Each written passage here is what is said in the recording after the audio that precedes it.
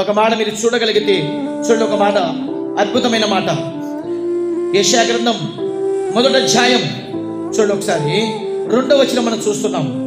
ఆకాశమా ఆలకించుము, భూమి చెవియొగ్గుము, నేను పిల్లలని పెంచి గొప్పవారినిగా చేసి తిని వారు నా మీద తిరగబడ్డారు.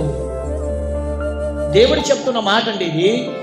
ఆకాశమా ఆలకించుము, భూమి చెవియొగ్గుము, నేను పిల్లలని పెంచి గొప్పవారిగా చేస్తే. దేవుడు పెంచాడండి. మనకి గాలినిచ్చింది ఎవరు?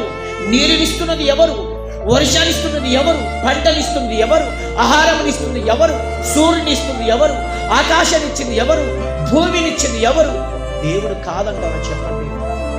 ఇన్ని దేవుడు ఇస్తే మానవుడు దేవునికి తిరుగుబాటు స్థాయికి వచ్చేశాడు.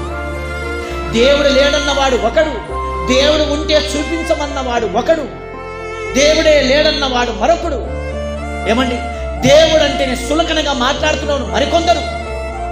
యేసుక్రీస్తు గురించి ఎందరూ ఎన్ని మాటలు మాట్లాడుతున్నారండి.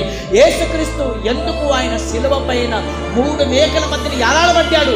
చేత కానివాడు గనక ఆ 3 మేకల మధ్యని యాలాడబడ్డాడు. చేత కానివాడు యేసుక్రీస్తు అంటున్నవాడు మరికొందరు.